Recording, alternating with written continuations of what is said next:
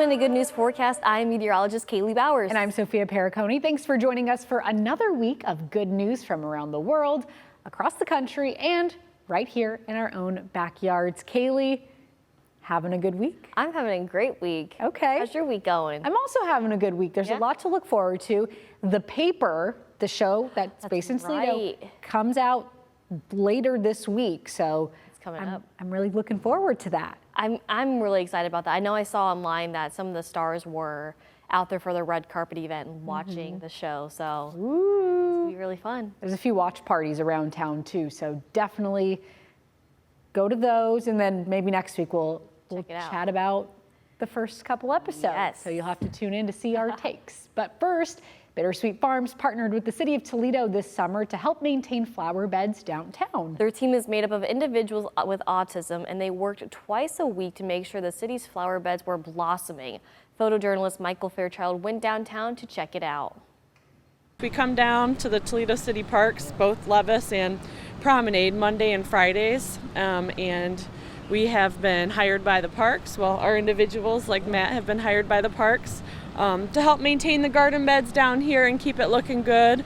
And it's just been a really wonderful opportunity for our individuals to get out and practice community skills, employment skills, and it's been wonderful. Look over here. Look more, Matt. Yeah, it's been a wonderful opportunity to practice being in the community. We've been practicing employment skills like arriving to work on time, clocking in and out of work, communicating with your supervisor, all sorts of skills like that. Functional skills like putting work gloves on and off, socialization skills. Yes. Pull your weeds and pull all these little weeds up that you see, okay? That's perfect. You're doing great. I am having fun with all my co-workers and participants. Yeah. I live at the farm, and I just moved into a new house. So we just kicked off this program July 7th, so it's brand new. Tell me how excited you are that you're working. I'm excited because I get a lot more money now in my paycheck. Are we on camera now? Maybe. We have around 20 that are in the program at various locations throughout the community. What did you do with that money? What was the first thing you bought? I didn't buy anything. I'm saving it for flights and going on vacation. Our groups are generally 3 or 4 within this supported employment program. So we do require that from employers. We need to have at least 3 to 4 individuals working at a time. Our participants have learned these skills on the farm, so they have this skill set. We love it. This program's been thriving since we've kind of rolled it out, and we've seen our participants actually grow. We've seen them interact with the community in ways we've not seen before. So we think it's a win-win. We're grateful for the city of Toledo for partnering with us. I mean, the individuals that we're supporting within our program have so much to offer the community. Yeah. So they need to be out, and we need to be together, and this is just the first step of getting back to doing that. How can you watch that and not smile? That's just such a great story right there. And the fact that they just started a few months ago. Yeah. Less than 2 months ago. Yeah. That's so cool right there. Bittersweet Farms is one of my favorite organizations. The things that they do for people with autism really lift them up, give them that sense of independence. Yeah. And if you haven't had them, they're cookies. They make delicious cookies. When you buy them, it goes right back to the people who made them. So definitely get a taste of that if you can. They're phenomenal. When it comes to food, that's one thing we love here on Good News Forecast. Yeah. Well, here's something really exciting also locally. Bowling Green State University is making headlines this season. As we know, household name NFL star Eddie Joge is coaching the team. But the locker room has generated some buzz as well, too. Or should I say some extra fur? Yeah, senior long snapper George Carlson decided to bring his Persian cat named Pudge into the locker room one day during fall camp. Video quickly surfaced, and now the Falcon feline has his own jersey and fan base. So we asked Bowling Green's leader how the start of the season has been with their newest addition, and his response is perfect. Initially, I'm allergic to cats. So I was like, what the hell is a cat doing in the locker room, initially. But Pudge is cute. My wife loves Pudge, and he's become a part of the family. I don't mind. I think it's cool. In fact, I think they have a couple of his T-shirts to sell, so I'm going to get buy a couple of them so I can wear them around campus. But I think it's cool. Pudge stays out of my way. I stay out of Pudge's way, and we are fine. It sounds like they tolerate each other. I think so. I've never met Pudge. I want to meet Pudge. I was talking to Steve Iwanek the other day, and he's a BG alum, and he says, I got my Pudge shirt. I'm waiting for it. So a lot of the BG students, but also alum, are so excited about Pudge. I'm excited about Pudge. I'm not even a Falcon. Same. And honestly, love Pudge. I prefer dogs over cats, but Pudge, I love Pudge. Pudge is making national headlines, which is amazing. That's so cool. And also shout out Chase Bachman. He had a TikTok go viral asking Eddie George that about Pudge. And it's such a cool thing right here in our own backyard. I love that, over the summer with the Eddie George announcement, like that really created a lot of hype. And now their football season has started, and you would think the hype would still stay on Coach. Nope. Pudge is here. Pudge has entered the chat. Sorry, Coach George. We still love you, but you got Pudge now. That's awesome. Yeah. Some good news for one of Toledo's favorite summertime traditions. If you think downtown Toledo's Party in the Park is over, think again. Party in the Park is extending its season after overwhelming support. 2 new events are planned for September and October. The first is September 12th at Mommy Bay Brewing Company featuring the Menus. The second is October 17th at Ostrich Town with the Grape Smugglers.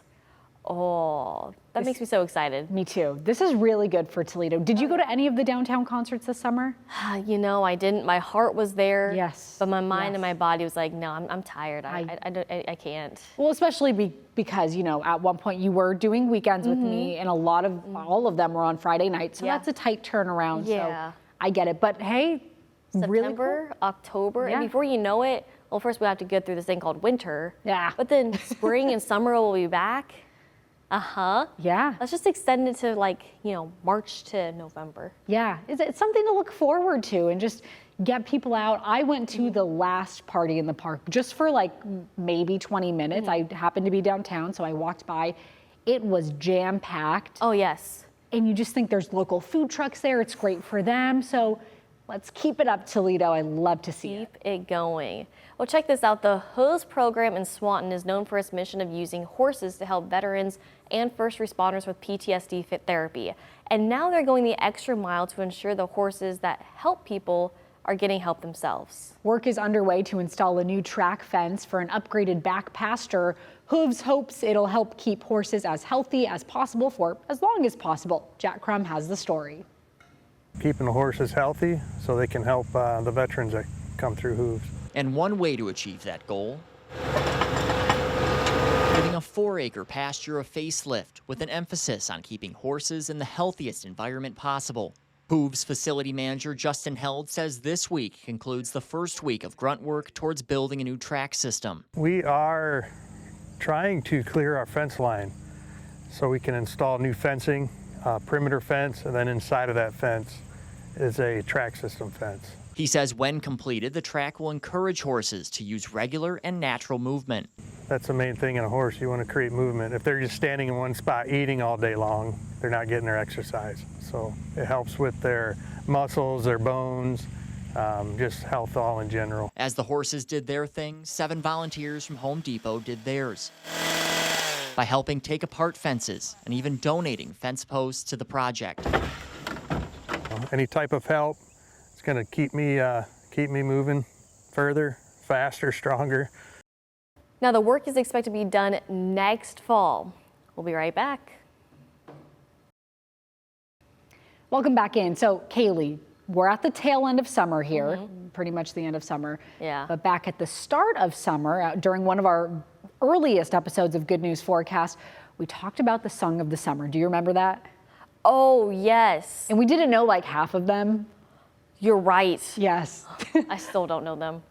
Me neither. But now that summer is pretty much over, Spotify has released a playlist featuring the songs of summer 2025 as chosen by Spotify editors. All right, so here's the list of the top 40 songs. Some of the standouts are Ordinary by Alex Warren, Man-Child by Sabrina Carpenter, and What I Want by Morgan Wallen and Tate McRae. There's also Daisies by Justin Bieber, Fame is a Gun by Addison Rae, and Mystical Magical by Benson Boone. You can listen to Spotify's Songs of the Summer 2025 playlist right now on Spotify. Do any of those stand out to you? First question. I know some of the artist names. I'm really bad when it comes to song titles and artists and putting all those together. If I hear it on Spotify or even on TikTok now at this point, like, oh, I know that song, whatever, just was it Daisies by Justin Bieber, right? That I can pick up. If you say, hey, sing this for me, I don't know. I'm sorry. Yeah, well, first of all, the summer flew by, so I'm like, wait a minute. Seems like we just did that episode. Right, it does. So I don't know many of those songs other than the Justin Bieber one and the Sabrina Carpenter one, but I'm curious what your songs of the summer are. Okay, so I completely forgot we were doing this. I'm glad you reminded me on this. So my first one is Birthday by Katy Perry. That's just because my birthday is in the summer. You're a summer baby. Listened to that quite a bit growing up. And I remember last year, summer of 2024, it was Brat Summer. Yes. So that Big Apple song was viral on TikTok. So Apple by Charlie XCX. Yep. And I'm not sure why this is a song of the summer for me. Maybe because it was big when she was touring, but Miss Americana and the Heartbreak Prince by Taylor Swift, kind of a big one, I guess. That's a good one. I feel like that's one of her deeper cuts, so I like that you said that. And you know, there was a story that we ran on our newscast recently where they went out and asked people the songs of the summer, and a lot of them had throwbacks. So your song of the summer doesn't have to be a song that came out this summer. I will say one of my songs of the summer is one of the top songs of the summer, Daisies by Justin Bieber. Gotcha. Any Taylor Swift song. Oh, that's cheating. No, on the spot right now, if I had to pick one, what is your Taylor Swift song? My Taylor Swift one? Well, right now I'm listening to Fresh Out of the Slammer a lot by her from the Tortured Poets Department album, which is funny because it's like it's just like not a summery song. It's very dark. But I love it. So I'd have to pick that one. But speaking of Spotify, there's someone put a playlist on Spotify called Every Single Taylor Swift Song in Order. That is literally the name of the playlist. Oh, nice. I just hit shuffle every single morning on that. And And it's also the ones that aren't on the Taylor Swift, like Spotify playlist. Yes, no, this is every single Taylor Swift song ever, like in her order. Christmas songs. Her Christmas songs are on there. Every remix. Anyways, I can keep going on. Okay. Taylor Swift. What's number 3? Number 3 is Everywhere by Fleetwood Mac. Okay. I love Fleetwood Mac. Big Stevie Nicks fan. So I'm kind of doing some throwbacks for this summer. Quite a variety of music, I feel like, for summer of 2025, which technically, I hate to be that person, it's technically over. That's because okay. Labor Day is now past us. Meteorological fall has now passed us. The only way I'm holding on is from astronomical fall, which is what's the end of the calendar, September 22nd. So it can still be summer. I'm wanting one more 90-degree day, but it doesn't look like it'll happen. All right. Well, I'll keep my fingers crossed. Songs of the fall. Hey, all right. Start thinking now. From there, a California man is celebrating a major milestone up in the clouds. Jimmy Hernandez rang in 100 years old by skydiving. Kayla Mueller has the story. I'm glad that somebody showed up. Family and friends of 100-year-old Jimmy Hernandez gathered in Davis Friday in anticipation to watch him fall out of the sky. I said, okay, honey, when I turn 100, are you going to let me do that? His 91-year-old wife with a front row seat. What are you going to say to him when he gets on the ground? I love you. Stay with me. Jimmy's son and grandson also joining him on his journey back down to Earth. 3 generations of skydivers to celebrate the big day. Happy birthday to you. I know that I'm 100, but I don't feel that way. He's a dynamo. He's unstoppable. He's still driving. I can't tell you how many times I go over to his house and he's climbing on the roof, or, you know, he's a force. Former neighbors of Jimmy's drove in from out of town to support his dream. He's been talking about doing this for years. It might not be his last jump. Yeah, He might have found a new hobby, knowing Jimmy. I couldn't even see you, but I was looking at the whole thing, you know, how far we are and the lakes and all that stuff that you don't get to see it in your lifetime. Jimmy tells me he wasn't scared up there, but is glad it's over with. And his secret to living to 100 is a shot of tequila a day. But they wouldn't let him have one pre-flight. I would like to have one. I've done it for 20 years at 5 o'clock, close to 5, sometimes half a shot, you know. But I'm medication. Oh my gosh. Wow. Didn't expect that story to turn the way that it did. I know. Hey, he looks darn good for 100. Happy birthday, Jimmy. Yeah, get yourself your shot. What if you made it to 100, what would be your goal? Your 100th birthday celebration? In-N-Out. Just me and a bunch of In-N-Out. I'm not jumping from anything. How about you? I do like the idea of food, so probably it's like a bunch of ice cream. Ooh. Just like a big old ice cream birthday cake. Any maybe? flavor in particular? Vanilla, chocolate, boring. Real quick, my high school principal jumped out of a plane during school hours. It was so cool. Onto campus? Yeah. Okay. Yeah, it was really cool. Cool. Never forget that senior year. Would you jump out of a plane? You know, I went through a phase where I really wanted to jump out of a plane. Okay. I think I'm good. Yeah. I think I'm good. I'll stay earthside with you. Maybe one day, but I'm good for now. Maybe when you turn 100. You know, we'll cross that bridge when we get to it. So surprisingly, that man, Jimmy Hernandez, doesn't hold the title for the oldest person to skydive. That title goes to a man who jumped out of a plane at 106 years old. We need all of these secrets to a long life. Wow. But if you or someone else wants to break a world record, Guinness World Records is releasing 70 unclaimed titles for anyone itching to make history in honor of Guinness's 70th birthday.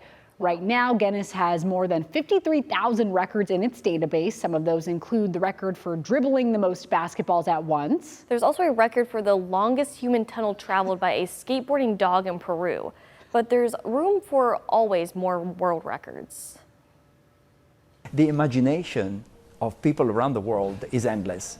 And there's always new things happening, you know. Technology gives you new ideas. We have had, for example, a lot of drones-related records recently. We're looking into AI records now. Records still up for grabs include the most high fives in 30 seconds, the fastest time to blow a postage stamp 32 feet, and the most whoopee cushions sat on in 1 minute. All right, so Kaylee, you just said the most high fives in 30 seconds. seconds. I'm so glad that's the one you picked. Actually, we're going to do blowing a postage stamp 32 feet. That's still not the one I thought you were going to pick. All right, we're going to try to do, let's see how many high fives we can do in 30 seconds. So let's look at the time, the clock. Okay, so we'll start right in 2 seconds. Ready? 2, 1, go. 1, 2, 3, 4, 5, 6, 7, 8, 9, 10, 11, 12, 13, 14. We still have like 26 seconds. What 35. is this? I don't know, someone has to count. I think we're at like at least 27, 28, 29, 30. We're not. We've got 20 more, 15 seconds. 72. 15 seconds. I'm sorry. 101, 102, 102, 103, 104, 105, 106, 107, 108, 109, 110, 111, 112, 113. I'm sweating. 14, 15, 16, 117, 100. Okay. I don't know if that breaks any records. Broke my hand. I know, I was really into that. I'm sweating. I'm sweating. I would say maybe we did like truthfully 72 in 30 seconds. It's hard to give multiple high fives. It is. But also when you're going like this and I'm going like this. Kaylee, I was on a mission. I was locked in, ready to break a record. How red is your hand right now? It's red.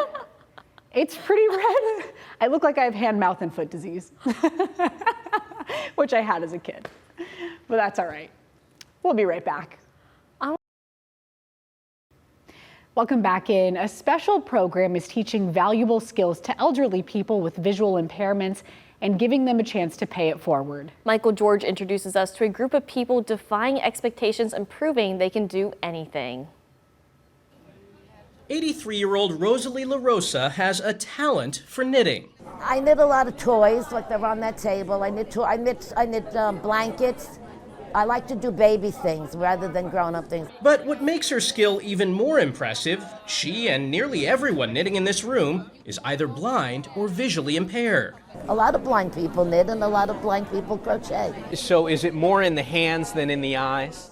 It's more in the hands. Knitting, I think, is more in the hands. Once a week, volunteers teach knitting and crocheting to elderly people with visual impairments. But it's far more than just learning a skill. It's also a chance for human connection. It gives people the chance to get out of the house, and you come, and it's a good place for socializing, and you can make a lot of friends here. Sapreet Saluja is executive director of volunteer organization New York Cares, which created the program in partnership with Vision Services for the Blind and Visually Impaired. What we hear over and over again is they feel connected, get to know one another over time, and build relationships that are really meaningful. And the icing on the cake? Many of the blankets, scarves, and toys made here are donated to people in need. Hi, everybody. Rosalie has been coming here for over a decade, and she has some advice for anyone afraid to try something new. Rosalie, you think I could learn to knit? Yes. If you don't do it, you'll never know. I think you should try it, and I think it takes a little patience. It does take a little practice, but if you practice, anybody can do it. It's given her a chance to help others and meet people cut from the same cloth. Michael George, CBS News, New York.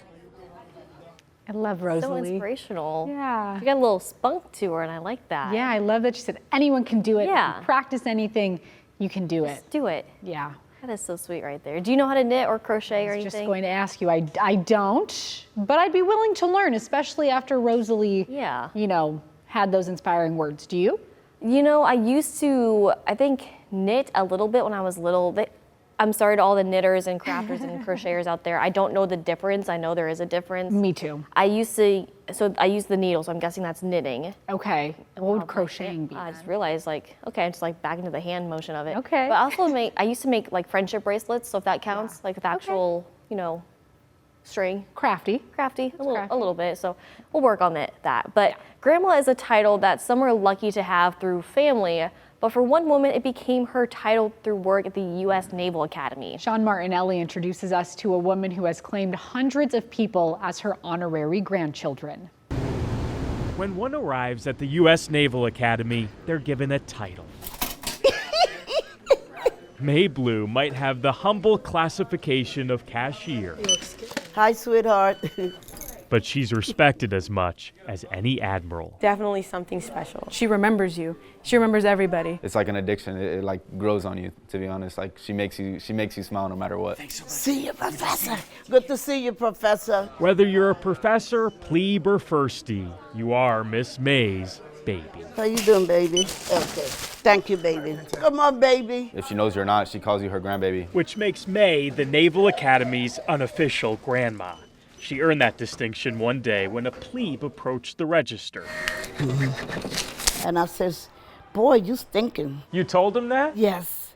And he's one of the little smart kids. He say, you sound just like my grandma. Your nickname gonna be Grandma. The midshipman who May says stunk gave her a title that stuck. Everybody feels as if they're her favorite midshipman and that she is their grandma. In a new place where you don't know anybody, especially your freshman year, upperclassmen are kind of like, they know your last name, but she took the time to know your first name. Ben Garcia. Though as you can guess, this has gone way beyond just names. Garcia. Eventually, May got to know the birthdays of everyone in the brigade.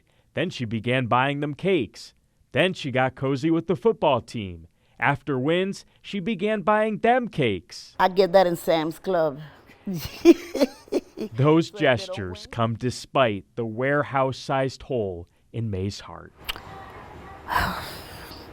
In 2014, within the span of a month, May lost her husband and her mom. She spent 2 years searching for a way to heal. You have to pray. Prayers. Come on, baby. She says those prayers were answered when she got this job.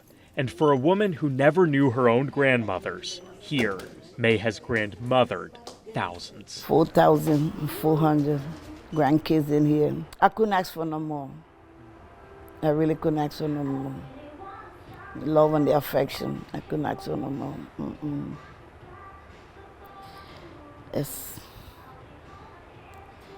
It's priceless. In the ultimate appreciation of their grandma, the class of 2022 named May an honorary classmate.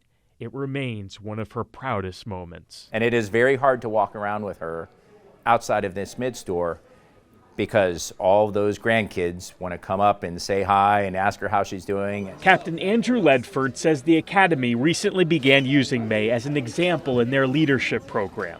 It will ensure her spirit lasts around here long after she's gone. So people remember that. May hopes if they remember anything, it's this. Love got a big definition. You don't say I love you if you don't really mean it. And you really love everyone here. Yes, Lord. Those are my children's. In a career in which we are striving to be selfless leaders and servant leaders, like that is the best example. The best example from the woman with one of life's best ranks, Grandma. Thank you, baby. You got me. I got you. I always They're not cry. full on tears, but that was yeah. That was a very special one, especially when these kids are traveling hundreds, if not thousands of miles away from home. They miss their moms, they miss their grandmas. Now they have a grandma with May, so that's beautiful right there. Something else I really liked on top of that is she never knew her own grandma. Yeah. I'm very close with my grandma. I think, you know, as the story said, grandma is such a special title. So for her to step up and be that when she maybe didn't have an example of that because she didn't know her grandma, some people are just born to like really love others. I'm sorry, but it's so sweet. That was good. Yeah. That was a good one. And of course, Good News Forecast has come to a close because I am now crying, but thanks for joining us for your weekly dose of good news. We'll see you next time for more good news from around the world, across the country, and right here in our own backyard. Bye.